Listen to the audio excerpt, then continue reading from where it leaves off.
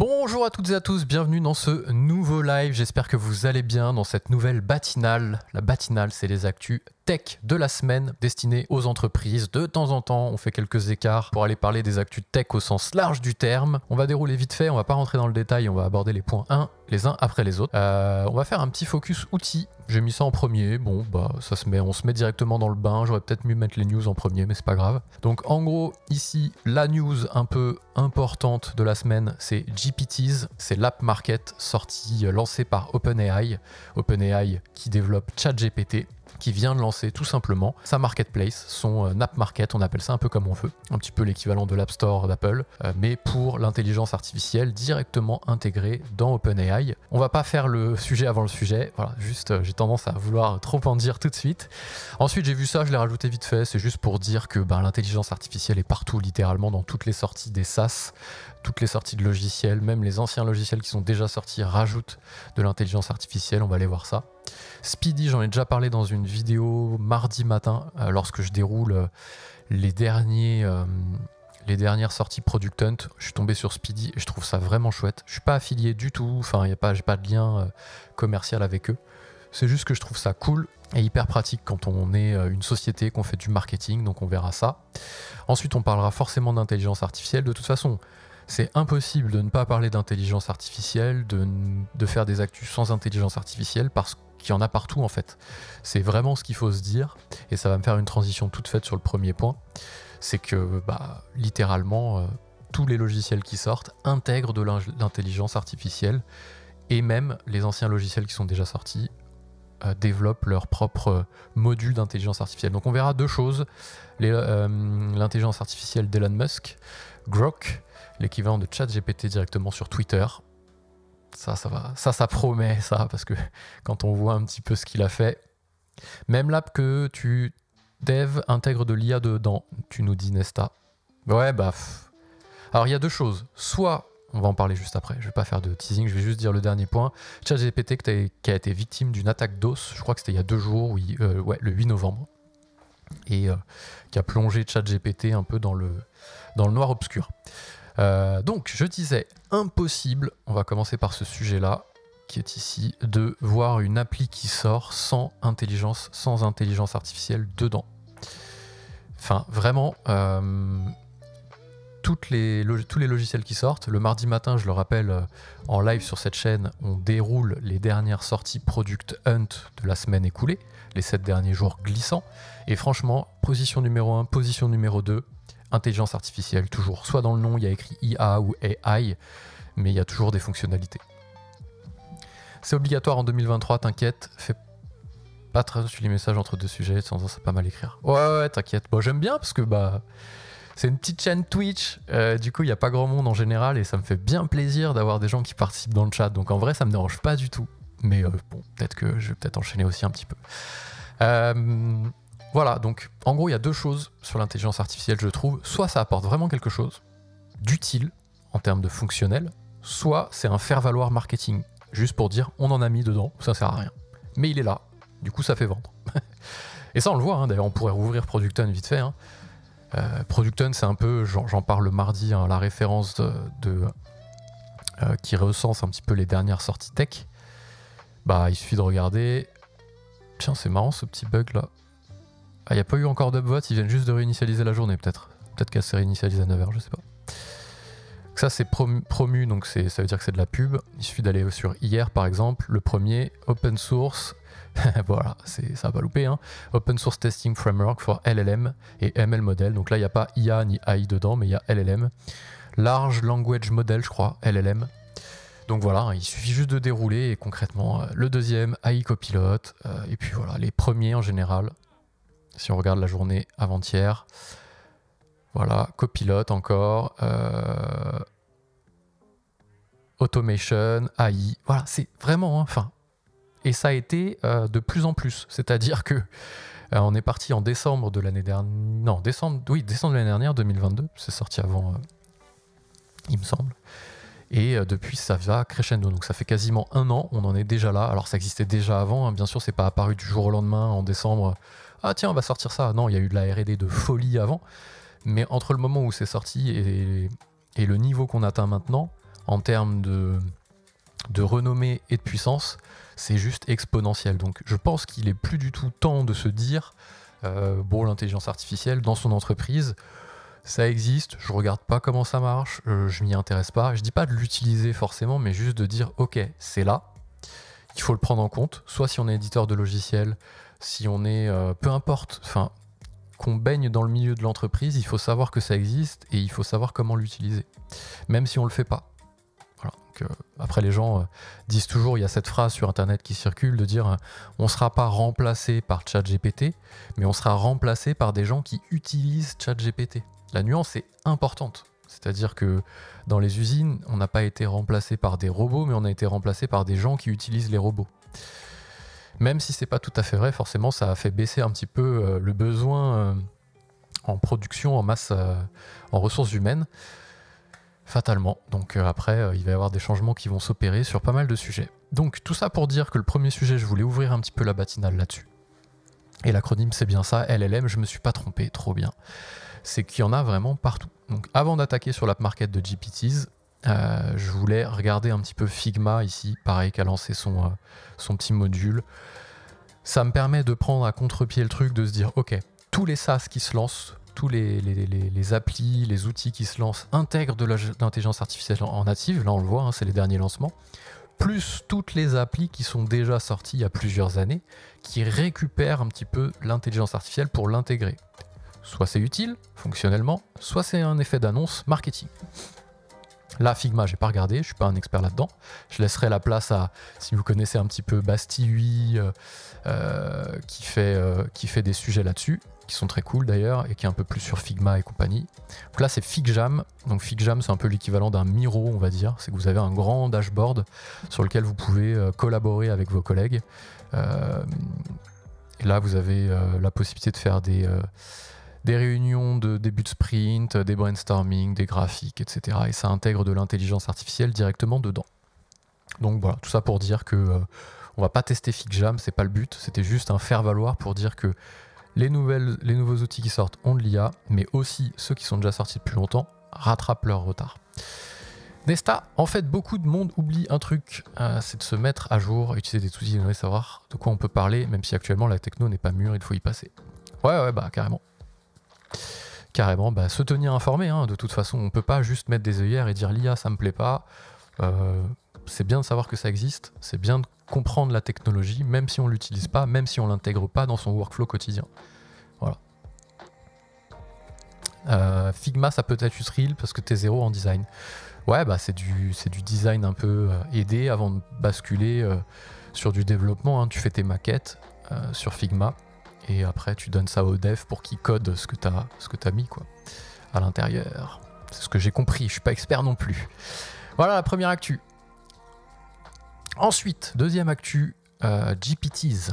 Donc ça, c'est vraiment un gros morceau, puisqu'il y a eu la conférence développeur de OpenAI en début de semaine, et ils ont fait cette annonce, justement, qui explique que on peut désormais créer des chats GPT customisés. Donc chacun va pouvoir créer son propre chat GPT, qui vient regrouper des instructions personnalisées. Extra knowledge, ça veut dire qu'on peut aussi l'entraîner sur des sets de données qui sont propres à notre organisation. Ce qu'il faut savoir, c'est que ChatGPT a été entraîné sur des données publiques du web, donc qui datent de 2021 ou 2022, je crois, ça s'arrête. Mais c'est pas forcément des données qui sont propres à chaque organisation. Exemple, nous, chez BLC, on vend des logiciels de gestion pour que les gens puissent faire leur comptabilité, leur CRM, etc. Bon, une partie de notre boulot consiste à faire le support lorsqu'on vend les logiciels. Donc on a une team au bureau qui répond au téléphone et qui aide les gens à se dépatouiller sur leur outil. Bon, on a un outil qui gère toute la connaissance qu'on intègre, c'est-à-dire quand on a une nouvelle question, on vient mettre la réponse et ça alimente une base de données. Ça veut dire que si 2 jours après quelqu'un a la même question, potentiellement je vais pouvoir consulter la réponse que j'avais donnée pour la réutiliser. Eh bien, ce que je comprends, c'est qu'on va pouvoir désormais créer un chat GPT BLC, par exemple, qui vient en fait apprendre les données de notre outil de maintenance, qui est Freshdesk pour le coup, mais ça peut être Zendesk ou autre, qui vient en fait comprendre l'historique d'il y a 10 ans, parce que la société a 10 ans, de toutes les questions et de toutes les réponses qu'on a eues, pour potentiellement à partir du moment où il a appris là-dessus, pouvoir donner et nous aider à donner des réponses par rapport à tout l'historique qu'il a. Voilà, c'est ce que je comprends dans Extra Knowledge. Et la combinaison de compétences, quoi, en gros. Et donc on voit ici qu'il y a quelques petits exemples sur un outil qui va aider à écrire, un outil qui va aider à faire la cuisine, des recettes, etc. Tech Advisor, du conseil. Voilà. Et ils expliquent un petit peu tout ça là-dedans. Et je trouve ça fou. Et en fait, on se rend compte que ça existe déjà, qu'il y avait pas mal d'outils qui utilisaient la technologie ChatGPT sans qu'on le sache. Enfin, si on était un petit peu du secteur, on le savait. Globalement, ici, ils expliquent qu'un exemple de GPTs, c'est inclus dans Canva et Zapier AI. Si vous utilisez Zapier, vous savez que désormais, je l'ai testé, c'était quand en live hier matin, on a fait en fait un prompt, donc une phrase, et ça nous a créé toute la structure du Zap, toute la structure de l'automation, sans qu'on ait besoin de créer les étapes nous-mêmes. Eh bien, c'est Zapier AI, et ça s'appuie en fait sur la technologie ChatGPT. Canva, pareil, j'ai déjà fait une vidéo dessus, où j'explique en fait toutes les fonctionnalités d'intelligence artificielle à l'intérieur de Canva. Ça utilise aussi ChatGPT. Donc c'est des exemples, en fait, on l'a un peu partout. Nous, on utilise TLDV qui vient faire la retranscription de nos visios. Ça utilise aussi ChatGPT, je présume. Ou en tout cas, une agrégation de plusieurs modèles. Pas que ChatGPT, peut-être Bard, peut-être d'autres. Voilà, donc ça c'est un gros morceau parce que, bon, il n'y a pas encore de lien vers l'app market ou quoi. Si je regarde, il y a eu plein d'annonces, hein, mais celle que j'ai retenue, qui était comestible en langage commun, on va dire. J'essaie de ne pas parler trop près du micro parce que quand on est debout, on a tendance à parler plus fort, quoi. On est dans un mode un peu plus actif. Voilà, chatgpt.com, fais voir. Oui, bah c'est ChatGPT, quoi. Ok. Donc belle actu ça, hâte de voir ce que ça va donner, et en fait c'est compréhensible de la part de ChatGPT, hein, cette stratégie-là, parce qu'il y avait plein de modules, et des modules bien installés, on l'a vu Canva, Zapier, etc., qu'utilisaient ChatGPT, mais qui ne le disaient pas. Donc ça leur faisait pas forcément de pub. Et les gens avaient tendance à croire, ah oui, Canva a sorti son intelligence artificielle. Non, Canva a sorti une fonctionnalité d'intelligence artificielle qui repose sur le modèle ChatGPT, ou le modèle OpenAI, ou GPT-3, GPT-4, plutôt pour être plus précis. Donc là, désormais, ils se sont dit, ok, c'est bien beau votre histoire, vous utilisez ça, mais vous allez le dire à tout le monde. Parce qu'il y a des concurrents qui arrivent, il y a d'autres modèles qui arrivent, nous on aimerait bien être reconnus comme le modèle. Donc si c'est utilisé chez Canva, chez Zapier, bah, ça nous fait du bien. Voilà, voilà. Petit café. Qu'est-ce que ça fait du bien. Ensuite, est-ce qu'on ne resterait pas du coup, avant de passer ici sur Speedy, sur l'intelligence artificielle, vu qu'on a le nez dedans là, hop. Tac, tac. Bah voilà, Elon Musk, bien sûr, à son tour, hein, ne veut pas se laisser prendre de cours par les autres gros acteurs. Lance son intelligence artificielle aussi. Grok, l'équivalent de ChatGPT sur X. Donc si Grok est entraîné sur Twitter, X, on a des soucis à se faire. Ça, c'est mon point de vue. Pour être un peu sur Twitter, même pas mal, c'est compliqué. Hein. C'est toujours pareil, hein, l'intelligence artificielle n'est pas intelligente par définition. Elle est intelligente parce qu'elle s'appuie sur des données. Où est-ce que le modèle va chercher ces données? Donc là, si Grok apprend de Twitter, bon, je me prononce pas, mais ça va être tendancieux. Si tu reprends un café, tu vas trop travailler. Moi, je me mets 2 dosettes quand je fais un live. Je me mets 2 dosettes et ça me fait double café. En général, ça me booste bien, quoi. Donc Grok, à voir, j'ai vu des tweets passer où il essaye de faire un peu n'importe quoi. Enfin, j'ai pas assez creusé pour me prononcer là-dessus, mais si on regarde rapidement, anciennement Twitter a lancé sa propre intelligence artificielle générative le 4 novembre, donc c'était la semaine dernière, pour l'instant réservé à une poignée d'utilisateurs présélectionnés par la société. Le service baptisé Grok sera à l'avenir réservé aux abonnés Premium Plus du réseau social, donc 16 € par mois environ. Donc il y a Premium et Premium Plus, j'ai l'impression. Ça, je connaissais même pas. Le nom Grok est en référence à un terme d'argot en informatique inspiré d'un roman de Robert Heinlein, désignant une compréhension profonde et instinctive. Voilà, discours paradoxal, il peut aussi proposer des réponses humoristiques ou sexy. Voilà, donc ça commence direct les tendances. Bon, il essaye de se débattre un peu comme il peut, quoi. Team Nespresso, Nespresso aussi, Nesta, Team Nespresso. 2 cafés, c'était Brésil, je crois, les verts. Édition limitée. Bon, à voir, mais je trouvais important d'en parler aussi parce qu'il y a pas mal de sociétés, d'entreprises qui utilisent Twitter pour communiquer. Donc maintenant, on va avoir de l'intelligence artificielle dedans. Petite news que j'ai vue ce matin sur Siècle Digital. J'aime beaucoup Siècle Digital, donc je me suis abonné ce matin parce que j'adore quand il y a des choses payantes. Enfin, j'adore quand il y a du contenu tech qualifié qui est payant.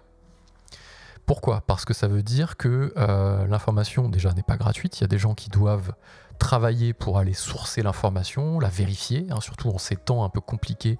Des gens qui vérifient l'information, donc des journalistes, c'est très bien. Je préfère d'autant payer pour avoir un accès à l'information que d'avoir quelque chose de gratuit qui va récolter mes données. Voilà, et qui va me proposer de la pub au passage. Donc là, en effet, j'ai pris un abonnement Siècle Digital, donc je suis très content, parce qu'il y a toujours un article qui ressortait dans les matinales, et j'avais que le début et c'était chiant. Donc là, il nous dit, ce 8 novembre, OpenAI a subi une vaste attaque par déni de service, donc une attaque DOS, ciblant ChatGPT. Donc l'agent conversationnel de la société est resté en panne pendant près de 90 minutes. Donc c'est un groupe de hackers pro-russes qui a revendiqué l'assaut sur des raisons politiques. On pourra lire, je ne vais pas lire tout le détail, mais vous pouvez aller voir l'article directement. Je crois que si je mets un truc du style prog, je vais essayer. Hein. J'ai mis, je crois, des...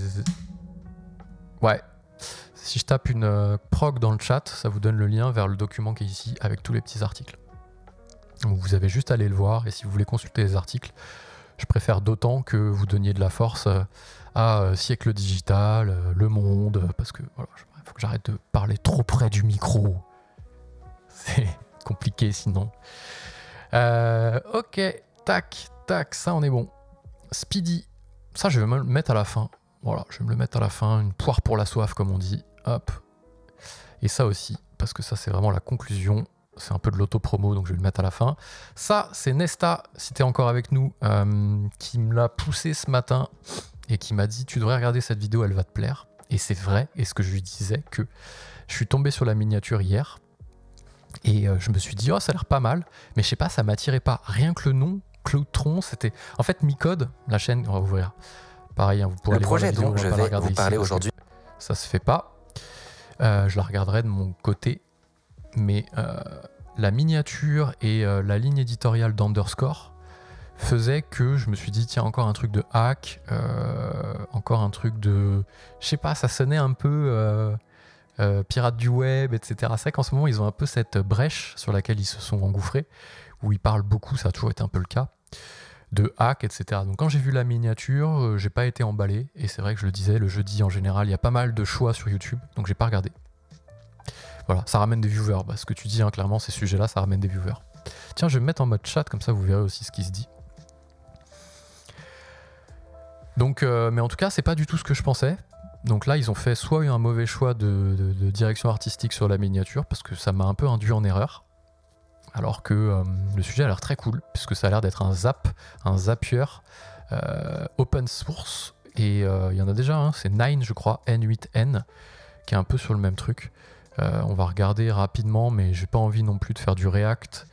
A été une vraie révélation pour moi. On regarde juste il va vous permettre l'intro. De diminuer fortement tous les abonnements que vous avez à des services. Ah non, c'est pas tout à fait un Zapier, ok. Espionner et voler vos données privées, tout ça sans que ça vous prenne trop de temps. La promesse est folle, et pourtant, franchement, je trouve que vous n'allez pas être déçus. Mais juste avant, il faut que je vous parle de notre sponsor. Ouais, il y a le sponsor.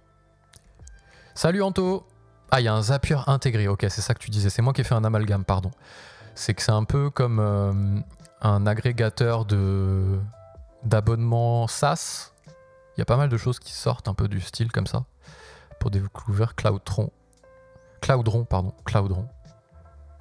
Bah, je vais regarder, ouais.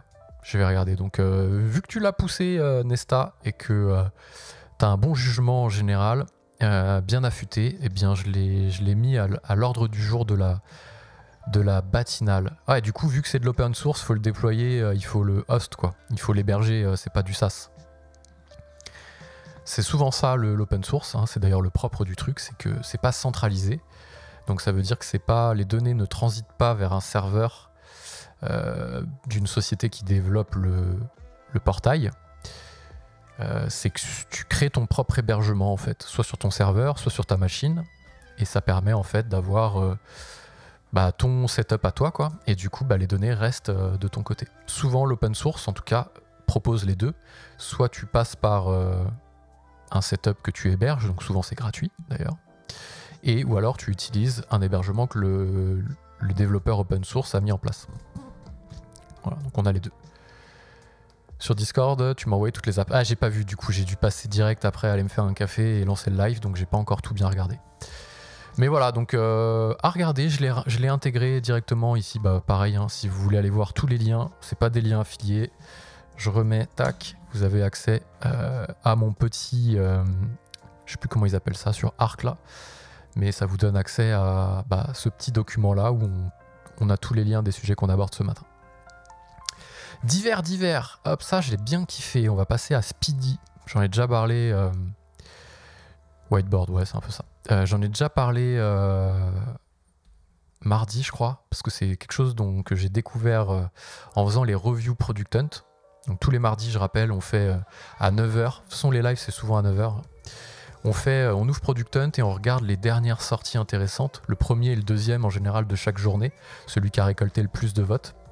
Et on regarde, on fait une présélection et on teste les sélections qui nous intéressent. Et je suis tombé sur Speedy. Et franchement, c'était très cool. Pareil, c'est pas un truc affilié. Mais ce que j'ai bien kiffé, c'est que c'était un peu une agrégation de tous les outils SEO qu'on pouvait trouver. En gros. Donc là, je suis sur les compétiteurs. Hop. J'explique. Il y a plein d'outils, Ahref, Nail Patel, des choses comme ça qui permettent d'avoir des conseils en SEO pour faire un petit peu d'automatisation, pour faire remonter son site en première position de Google. Je rappelle, SEO, c'est le référencement naturel, c'est-à-dire que vous créez du contenu, Google le référence sans que vous ayez besoin de payer Google pour qu'il le mette en première position. Je schématise, hein. Bien sûr, c'est le SEO. Et vous avez le SEA avec un A, ça c'est le référencement payant. C'est que lorsque vous tapez, par exemple, on va le faire vite fait ici, revendeur Sage sur la toile, hop, vous avez plusieurs choses. Vous avez, tiens c'est marrant, il n'y a pas de lien de payant ici. Donc il vous trouve une zone déjà où vous vous positionnez parce que vous n'avez pas les mêmes résultats de recherche en fonction de votre position géographique. Et ensuite, il vous propose des résultats. Et en fonction des résultats, vous tombez plus ou moins en première position. Voilà, à Marseille, on n'est pas hyper bien référencé. Si on est référencé ici sur Google, c'est pas mal. Mais si, quand on tape à Paris, si on choisit une zone, normalement, on ne peut pas changer complètement de position. Bon, bref, on s'en fiche. Ça, c'est ce qu'on appelle le référencement SEO, donc gratuit. C'est-à-dire que votre contenu de votre site va pousser votre site en première position. Et après, vous avez le contenu payant. Je ne sais pas pourquoi je ne l'ai pas, moi. Et donc, cet outil-là, la promesse, c'est de vous faire gagner 300% de trafic supplémentaire en utilisant l'outil parce qu'il y a de l'intelligence artificielle dedans. Où est-ce qu'il est passé mon petit truc là? Je l'ai fermé? Moi, je l'ai fermé. Voilà, donc on n'a pas besoin d'être un expert en SEO pour gagner du trafic et on n'a pas besoin d'avoir des connaissances très poussées pour... faut taper juste Sage. Ouais. 300% de trafic supplémentaire avec OpenAI. Speedy AI. Donc en fait, ça vous fait un truc très cool où vous rentrez lorsque vous vous connectez l'URL du site que vous voulez propulser en avant et lui, il va vous détecter automatiquement, il va faire ce qu'on appelle un audit SEO, donc il va regarder tout votre site, toutes les pages, comment elles sont construites en termes de techno, comment elles sont construites en termes de contenu, et il va vous proposer des idées automatiquement de contenu à traiter. Ce qu'il faut savoir, c'est que le SEO souvent est poussé, propulsé par du contenu. C'est-à-dire que les gens créent du contenu sur le web et ça permet de propulser les sites en avant. Et donc du coup, Speedy va vous proposer des idées de contenu à traiter.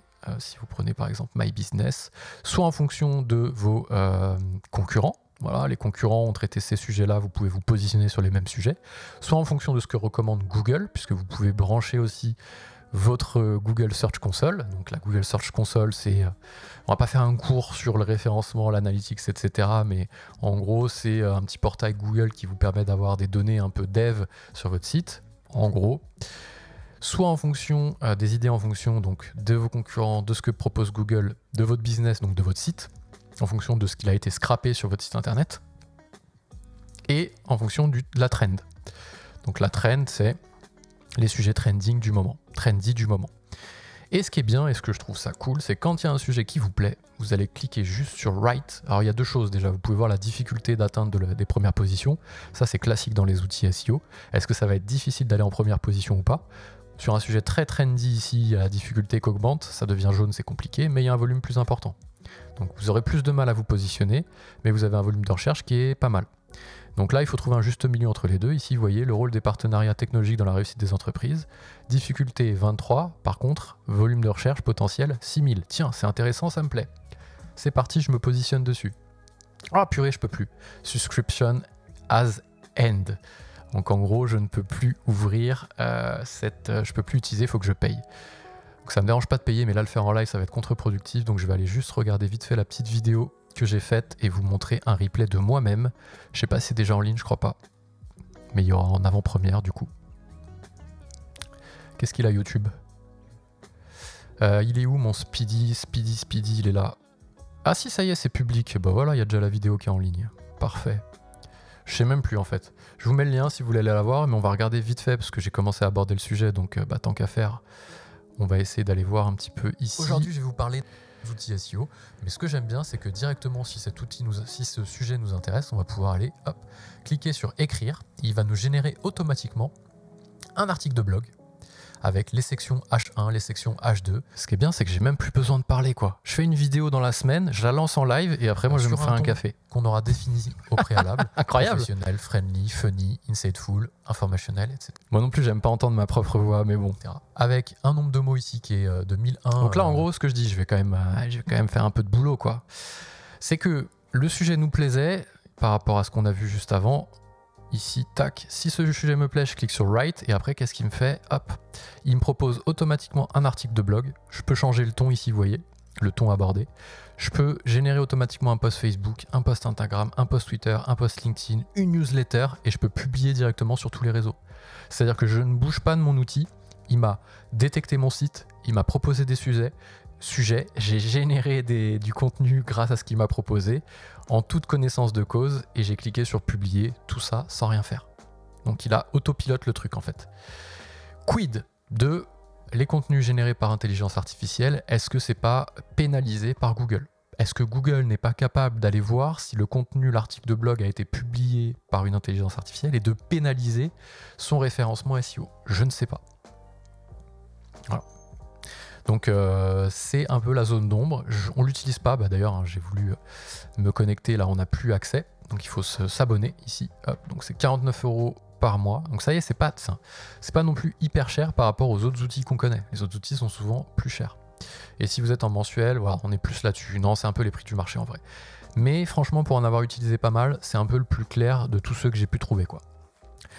Donc c'est vraiment cool ce truc, tu nous dis Nesta, même pour promouvoir une app, je pense que je vais tester ça. Ouais, franchement c'est cool. Bah, y a 2 ou 3 jours de test. Donc regarde, si tu as une URL qui est déjà en place, qui est déjà sortie, si tu veux tester sur cette URL là, tu vas te connecter directement à Speedy, tu rentres ton URL, il va scraper ton site, donc il va aller regarder un petit peu tout le contenu, il va faire un audit SEO, voir si tout est bien paramétré, vérifier la vitesse du site, te donner ici normalement dans Analytics, Website Audit, voilà, tout a disparu, mais je crois que je le disais dans la vidéo, il va te donner en fait des audits SEO, il est où? Tu vois, ça c'est cool quand on met des chapitres sur ces vidéos. Website Audit, pardon, je l'avais pas vu. Par contre, il m'a pas... Donc tu vois, tu mets ton site et après, boum, un petit peu, il te fait un score SEO directement de ton site. Là, 65, c'est pas mal. Le temps de chargement des pages, est-ce qu'il manque des choses? Donc là, il te fait des petits warnings, il te fait des petites alertes, il vérifie si tout est bien en termes de sécurité. Voilà. C'est encore léger en termes d'audit SEO. C'est pas pour ça que ça a été créé. Vraiment, ce qui a été créé, je trouve que c'est le dashboard ici, qui va te proposer automatiquement du contenu par rapport à... En fait, ce qui est bien, c'est qu'il s'appuie sur tes données, quoi. Un peu comme tout à l'heure, on disait avec GPTs, qui va venir s'appuyer sur un set de données personnalisées. Bien là, c'est pareil. Le fait de venir mettre ton URL, il va venir s'inspirer, donc l'intelligence artificielle va avoir toutes les données de ton site. Sachant que si ton site est déjà public, normalement, l'intelligence artificielle les a déjà, ces données-là. Tu vois, par exemple, si on retourne sur ChatGPT ici, Voilà. Can no browse website. Donc voilà. Donc du coup maintenant, il nous dit même que ChatGPT peut avoir accès au web. Donc que peux-tu me dire sur l'entreprise BLC Conseil? Voilà. Si browsing with Bing. Ah ben voilà, il s'appuie sur Bing. Donc là, hein, typiquement, ça tombe bien, ça fait un sujet de plus. ChatGPT a désormais accès au site web. Donc il va visiter blc-conseil.com et il va nous faire une petite présentation. Ce qui veut dire que ChatGPT donc, a accès au web, hein, ça c'était déjà le cas. Mais directement, enfin OpenAI a accès au web, mais ChatGPT désormais a accès aussi au web. Ce qui fait que si Speedy utilise le modèle GPT-3 ou GPT-4, eh bien, il n'a même pas besoin d'aller scraper ton site puisqu'il l'a déjà scrappé, normalement. Et là, qu'est-ce qu'il nous dit? Spécialisation, propose des outils de gestion adaptés aux nouveaux usages. Ouais. CRM, dématérialisation, oui. Une société SAS, ok, depuis 9 ans, c'est ça. On va avoir 10 ans en 2024. Effectif entre 6 et 9, on est plutôt 20. Donc ça, c'est nous qu'on l'a pas mis à jour. J'arrive pas à parler français. L'entreprise se concentre sur l'accompagnement des entreprises dans la mise en place de solutions. PileDrive, Sage, MyReport, MyPortal. Impact post-confinement, ok. Cette entreprise a donc joué un rôle important dans le domaine des solutions de gestion pour entreprises offrant des services variés. Ça marche. Donc je lui dis oui. Comme ça l'aide. Exact. Et ça l'aide aussi à grandir. Donc c'est pas mal ce petit Speedy puisqu'il va venir se baser en fait sur un contexte qui n'est pas un contexte générique mais un contexte vraiment qui est associé déjà à votre site et aux concurrents et à ce que vous recommande Google. Donc c'est ça que j'ai beaucoup aimé et aussi quand on clique sur Write on n'a rien à faire quoi. Là si on regarde un petit peu la fin au niveau des réseaux sociaux, hop il génère un article de blog. Je vais pouvoir, c'est pas fini, aller directement sur l'onglet Facebook. Il m'a généré automatiquement le post qui était associé à l'article que je venais de générer. Donc j'ai plus qu'à prendre ça et à le générer sur Facebook. Je peux le publier directement si mon Facebook est connecté. Instagram, même chose. Avec les codes d'Instagram, les codes à chaque fois de chaque réseau social. Hein, on le voit si on positionne sur Twitter, c'est un peu plus court. Voilà, donc en fait, il génère vraiment en prenant en compte des spécificités de chaque réseau, des longueurs de posts, des tons à adopter en fonction de chaque réseau. C'est ça que j'ai vraiment beaucoup aimé dans Speedy par rapport aux autres outils. Donc il se peut que qu'on le déploie chez BLC en vrai, parce qu'on utilise, je sais plus, Ahref ou un autre. Ça coûte même 200 ou 300 € par mois. Enfin, ça me paraît fou. Et nous, on l'utilise plutôt comme un copilote de génération de contenu SEO pour référencer le site le mieux possible. Et à l'époque, je le disais dans la vidéo, d'ailleurs, on utilisait NeoCamino, qui doit toujours exister d'ailleurs, je pense. NeoCamino, qui proposait un outil un peu similaire et qui nous a bien aidé au début parce qu'il faisait un peu le même principe, c'est-à-dire qu'il proposait des articles directement à écrire avec des sujets, avec un petit calendrier, on avait juste à se laisser guider et à écrire le contenu. C'était il y a 10 ans, on ne pouvait pas générer du contenu automatique, désormais on peut le faire. Donc c'est un peu le NeoCamino, Speedy, de nos jours, avec de l'intelligence artificielle qui nous aide à écrire le contenu en plus. Donc c'est très cool. Voilà les petites actus, ça ouais faut aller regarder, Speedy faut aller regarder et je vais finir cette matinale plus courte que d'habitude, sauf si vous avez des sujets dans le chat, c'est le principe, je le disais sur LinkedIn quand j'ai fait l'annonce. N'hésitez pas si vous avez des petites news que vous voulez aborder ou des choses sur lesquelles vous voulez qu'on revienne. C'est un petit peu open mic le vendredi, ou open chat plutôt. La dernière news c'est que j'accélère le rythme des lives, j'en fais 3 par semaine. Donc désormais c'est un peu toutes les semaines la même chose. J'ai voulu que ce soit lisible et que ce soit un petit peu un rendez-vous récurrent. Le mardi, on va mettre les événements passés. Je sais pas si on peut le faire ici. Non, on peut pas. Past, si voilà c'est là. Pardon. Donc là j'en ai fait un peu plus que d'habitude, mais en gros le mardi matin c'est le premier live de la semaine. On ouvre Product Hunt et on déroule les dernières sorties intéressantes de la semaine écoulée. Donc ça c'est le live Product Hunt le mardi à 9h. Le jeudi, productivité, on bosse ensemble. Je bosse sur un sujet que je dois faire sur BLC ou sur autre. Et je le fais en live. Donc là en ce moment je construis un portail RH sur Notion. Tout en no-code, tout automatisé. Et le vendredi, comme ce matin, on déroule les dernières actus tech pour les entreprises. Voilà, c'était le petit moment auto-promo. Et il va me rester... il va plus qu'à me rester... Oh là, j'arrive pas à parler français. Je n'ai plus qu'à vous dire de passer une bonne fin de semaine, un bon vendredi, un bon futur week-end. On se donne rendez-vous la semaine prochaine, du coup mardi, je le disais, pour le live Product Hunt. J'espère que ce petit format vous a plu. Bonne journée à tout le monde, bonne fin de semaine et à très vite.